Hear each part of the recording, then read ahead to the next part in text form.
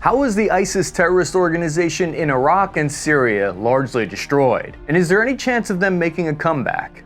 Between 2011 and 2014, the ISIS terrorist group exploded to their height of power. They controlled over 88,000 square kilometers, including 2/3 of Syria and 40% of Iraq. There's a common misconception that the fight against ISIS didn't start until 2014, when they were in the middle of going absolutely buck wild. In reality, the Obama administration authorized a top-secret CIA operation against ISIS in 2012. The clandestine mission was to arm, train, and coordinate the roughly 100,000 Syrian opposition rebels under the codename Timber Sycamore. The CIA worked alongside Turkey and Jordan intelligence officials to send $1 billion in funds and weapons to these groups. There may have been two motivations for the mission. Aside from destroying ISIS, the goal was to help the rebellion oust the Syrian dictator Bashar al-Assad, who had started using chemical weapons against his own people. But we'll see how this CIA mission didn't go exactly as planned. Remember guys, tonight is your last chance to win my custom-built official Boeing Flight Simulator Cockpit Military Edition. I handpicked each part, from the replica A-10 Warthog flight stick and throttle control panel to the Thrustmaster flight pedals. This simulator isn't like your dad's Microsoft FS 2000. There's a curved monitor, which really makes it feel like you're flying in a cockpit, pulling off high-G, low-altitude maneuvers through valleys like in Top Gun. We're able to do this giveaway thanks to our partner, veteran-owned small business, GetEnterToWin.com. It's super easy to get entered to win, but remember, your chance ends tonight. So click the link in the description and hurry over to go.getentertowin.com/taskandpurpose. Grab a cool limited edition mug and get automatically entered to win the power of flight before it's too late. You can support my channel and our ability to keep making the content you love just by clicking the link and scooping up a custom mug to get automatically entered to win. Hurry up though, because the deadline to enter is tonight at 11:59 Pacific Standard Time. The CIA mission had very mixed results though. The rebel groups reported early success thanks to the operation. However, the problem with this method slowly became apparent over the course of 2 years. Because by arming the rebel factions, in some cases these weapons made their way indirectly to ISIS fighters. ISIS wasn't being degraded. In fact, they were only growing in power. By 2013, the world became quietly concerned that no one was able to stop them. They had grown to 8,000 fighters at this point and had taken over entire villages and provinces. ISIS was known for widespread genocidal executions and enforcing this insane strict code of Islamic law on the people who lived in their towns. The Islamic State, or ISIS, came from the remnants of Al-Qaeda in Iraq. They'd been lying dormant until the US withdrew their troops in 2011. Throughout 2011, their numbers grew because the chaos inside of Syria with the start of the Syrian civil war left large sections of the country lawless and ungoverned. This darkness created an opportunity for the group to flourish.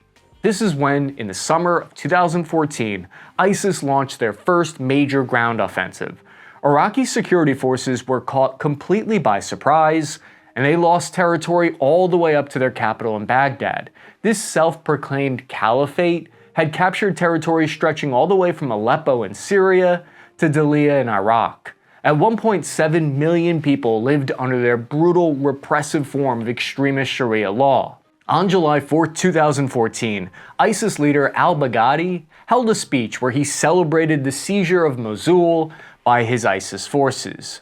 In it, he declared himself the caliph, or head of the Islamic State, and all Muslims in the world. That last part was a bit of a stretch in my opinion, but I guess agree to disagree for a moment. By 2014, ISIS military forces alone consisted of at least 30,000 fighters. To make matters worse, up to 200,000 fighters around the world had pledged allegiance to them. They were armed with countless small arms and technical vehicles. ISIS terrorists had even captured anti-tank weapons, main battle tanks, and infantry fighting vehicles. But ironically, it was this shift from unconventional terror group to full-fledged rogue state that would trigger their downfall. Personally, I felt very strongly about when this happened. I remember the awful sinking feeling I had when I first heard the news that my old combat outpost in Iraq, that I had been deployed to had fallen to ISIS terrorists in 2011. The United States finally gave a name to the mission. It'd be called Operation Inherent Resolve. It would be made up of 77 different nations, including the United Kingdom, France, Turkey, Canada, Netherlands, Denmark, Belgium, Saudi Arabia, the United Arab Emirates, Australia, and Jordan. This war is fascinating to me because it proves nothing brings people together more than mutually disliking someone else. So what we get is this really bizarre situation where the Russian and Syrian government are fighting against ISIS alongside the United States while not being a part of Operation Inherent Resolve. Operation Inherent Resolve had two primary strategies that are important for us to understand.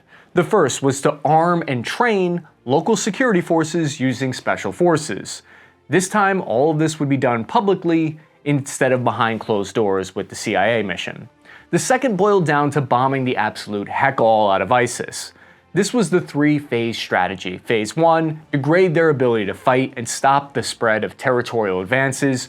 Phase 2, counterattack, take back the territory occupied by ISIS. And finally, Phase 3, defeat the organization as a whole and take away their ability to reconstitute themselves. Phase 4, profit. The US took on what's called a limited liability, limited risk strategy. I love it when military operations sound like insurance plans. This called for an aggressive air campaign, which would work well because ISIS lacked effective air defense assets. The flat, open desert terrain made airstrikes easier to coordinate.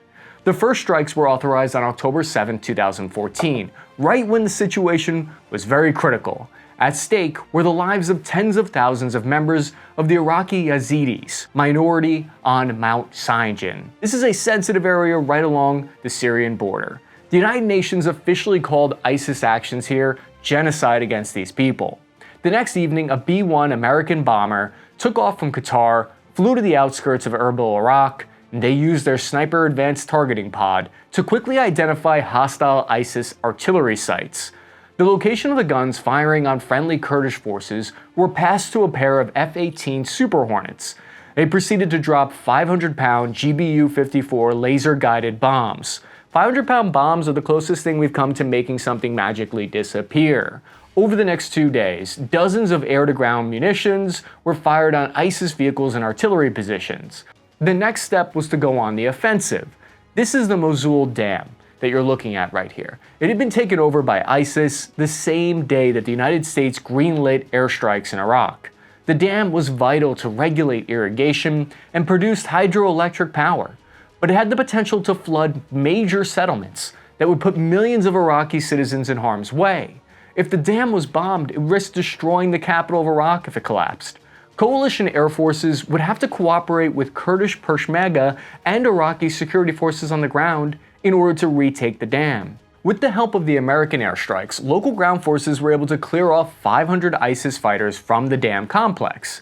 When I was in Iraq, I lived on a tiny outpost alongside these Iraqi police and Iraqi army soldiers. These guys were in their early 20s and they'd already been fighting against Al-Qaeda and ISIS for years.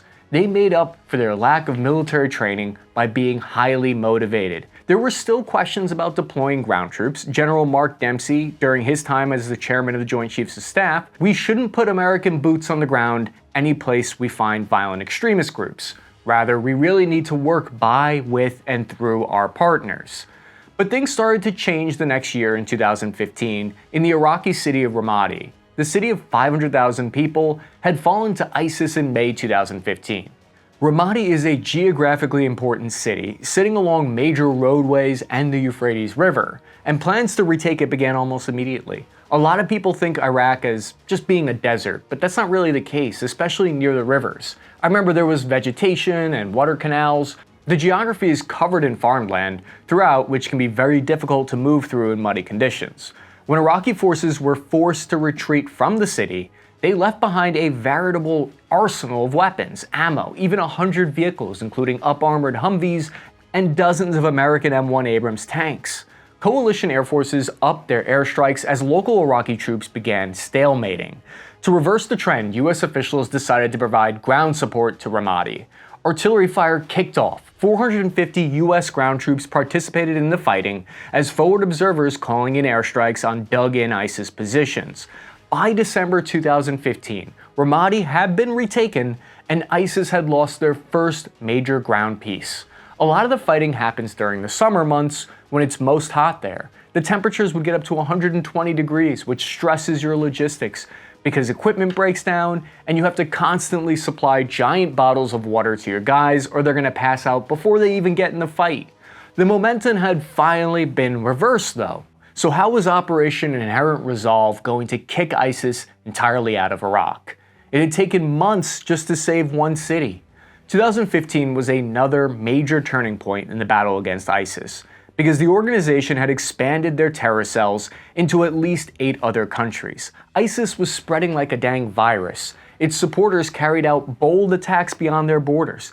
In October 2015, ISIS in Egypt killed 224 people when they bombed a Russian airplane. The next month, they pulled off coordinated attacks inside France, Paris, that killed 130 people, injuring 300 more. This is part of the reason why, starting in 2015, the coalition changed their strategy. They went balls to the heckin' wall. They increased liability and increased risk. Delta Force special operators were called upon to conduct targeted surgical raids against high-value targets. These missions weren't going to be moving the needle when it came to taking cities or territory, but that wasn't really the point. American officials were essentially in complete darkness. They had no strategic picture. They had no idea how effective their airstrikes were. Battle damage assessment was tough to pull off. They had no clue where they should focus their firepower.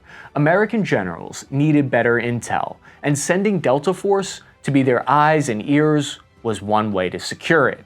So on May 15, 2015, Delta Force operators from the Joint Special Operations Command based in Iraq ran a raid to capture the leaders of ISIS named Abu Sayyaf. This was a major turning point. Abu Sayyaf was responsible for boosting ISIS oil revenue several times over. Delta Force inserted into his compound in Syria Deir Ezzor province by Black Hawk helicopter, landing straight on his rooftop. In the attack, him and 13 of his guards were murked by Delta operators who lost 0 soldiers even after engaging in hand-to-hand combat with the terrorists. Intel found on the site during tactical site exploitation was huge. This was the most critical piece of the puzzle that the coalition needed. The documents revealed how the terror network was funding themselves with a giant multinational oil operation. The documents also shed light on how coalition airstrikes had so far failed to stop their oil revenue.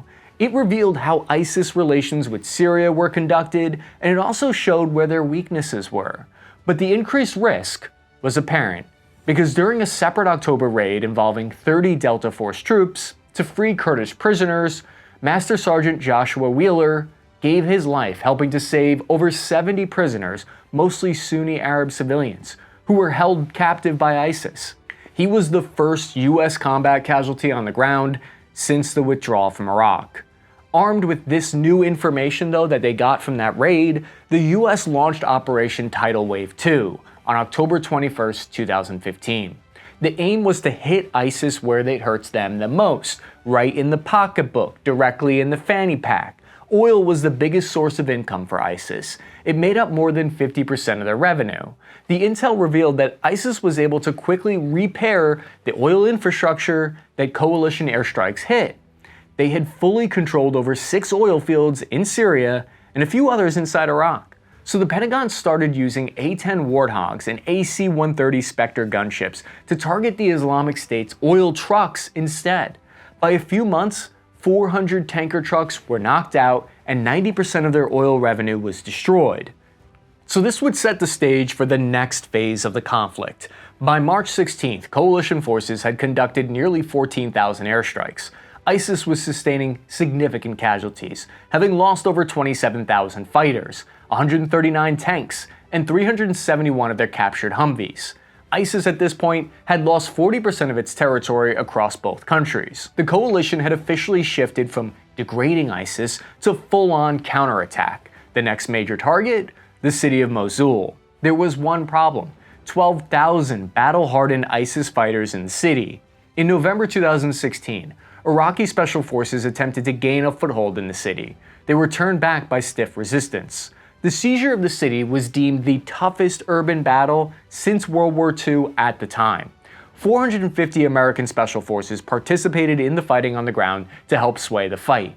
But after a month of combat, coalition troops controlled only about 30% of eastern Mosul. US operators' primary purpose was to coordinate actions on the ground between different indigenous forces, while integrating American aircraft and Marine Corps artillery to the fight. Finally, in January of 2017, the Iraqi Prime Minister declared that just the eastern half of the city was liberated. The battle started in December 2016. 60 countries provided support and airstrikes on July 9th of that year, 9 months, 4 days after the initial breakthrough by Iraqi special forces. Mosul was taken back. Iraqi forces suffered over 6,000 casualties, while ISIS lost an estimated 10,000. The battle was the largest military operation since the invasion of Iraq in 2003. Then, in January 2017, President Trump issued a memorandum to defeat ISIS within 30 days, and pressure to end their reign increased yet again. ISIS was on the back foot, and their days were numbered. Concurrent to the recapture of Mosul was the campaign to seize Raqqa inside Syria. They'd become the capital of ISIS. This effort was codenamed Operation Wrath of the Euphrates. Sick name, by the way. Kudos to whatever staff officer brainstormed that one up. The 2017 Raqqa was the only major urban center controlled by the Islamic State. Since its occupation by ISIS, it served as the head operations center for their higher headquarters and planning cells for terror attacks inside the EU. However, the terrorists knew this counteroffensive was coming. Extensive defensive and fortifications around the city had been under construction since 2015. These defenses covered not just the immediate cityscape, but surrounding countryside as well. Between November 16th and June 2017, SDF, YPG, and American Special Forces conducted a deliberate encirclement of Raqqa, not entering the city itself until June 2017. This gave them the opportunity to lay siege to the city and prevent them from getting more supplies. From June to October, SDF forces conducted a massive clear and hold operation, assisted by 500 American special operators and Marine artillery. There was 5 months of brutal fighting. The city of Raqqa was at stake, and victory was declared on October 20th, 2017. The fall of Raqqa was a major turning point. ISIS was in huge trouble now. Not only had they lost 70% of Iraq and 50% of Syrian territory, but they'd also lost nearly all of their oil revenue generating sources. They no longer were able to collect taxes that they imposed on captured settlements. Their recruitment had plummeted. Imposed on captured settlements, ISIS fighters were deserting left and right. But it wasn't over yet. Take a look at Deir ez-Zor. It's strategically located right on the border with Iraq and Syria. It's right along the Euphrates River. This was the last concentration of ISIS territory in 2018. The goal was to clear what was left of ISIS, so Operation Tal al-Jabab pushed south. ISIS was surrounded to the north and south by coalition forces. Their backs were to the Euphrates to the south and west. After continued airstrikes and indirect fire support, the last stronghold of ISIS fell in March 2019. Kinetic attacks and training through Operation Inherent Resolve were temporarily put on hold. What was once a country-sized threat that spanned across 2 countries, with an army to back it, was reduced to almost nothing. But the coalition wasn't going to take any chances. One final leader needed to be provided with his martyrdom. American Special Forces planned a secret raid inside Syria. Their target was Abu Bakr al-Baghdadi, the self-proclaimed caliph and leader of ISIS, that had been on the run for multiple years. In October of 2019, American intelligence agencies found him hiding among the civilian population. The raid of 100 US special operators was planned for the 17th of October. JSOC operatives pulled off a perfect helicopter-borne raid, and Baghdadi detonated a kamikaze vest after being chased and cornered into a tunnel. This sparked a trend of the next 2 leaders also being located, hunted down by SF, and them self-detonating themselves. Following that, Operation Inherent Resolve was never fully resolved, and is nearing its 10th year in action. To date, the United States has no official plans of ending it, or pulling out thousands of troops currently deployed inside Iraq and Syria. Those territories that American forces helped recapture, there's now US bases there. American strikes against ISIS have gone up this year from 313 to 427. When you hear in the news that US forces were attacked at their bases in Syria and Iraq, those troops are the leftover reminder of what it took to prevent ISIS from ever rising again. A Pentagon spokesperson, Brigadier General Pat Ryder, stated on November 2nd, 2023, "Our forces that are in Iraq and Syria are there for one reason only, and that's the enduring defeat of ISIS." But yeah, I'm self-aware enough to understand the argument that US forces never should have been there in the first place. I understand the argument that our intervention there created a power vacuum that allowed ISIS to grow. However, if we really did help create a monster, then it was partly our responsibility to help destroy it. As ISIS abilities continue to decline, they become increasingly decentralized and risk-averse. Current mappings indicate that they have no real territorial holdings. There is still an ideological influence on the countryside, both in Iraq and Syria. Current estimates place their strength at about 5,000 fighters. Just because ISIS forces were mostly destroyed in Iraq and Syria doesn't mean they're not springing up in other locations around the world, including in Western Africa. They're making a resurgence in Afghanistan, and even in Syria, we see ISIS forces still have the power to operate at platoon level. They can pull off some prison break attempts here and there, but there's always that threat that they could launch renewed attacks inside Europe or in the United States. And if you like this video, please hit the like and subscribe button. It helps send this report to more people. I'm your average infantryman, Chris Cappy. Thank you for watching. Remember to head over to go.getentertowin.com/taskandpurpose by clicking the link in the description below or the pinned comment. You can support the channel and the free content we put out twice a week by grabbing a limited edition collectible and get automatically entered to win. Deadline to enter is tonight, January 2nd, 2024 at 11:59 p.m. Thank you for your support, guys.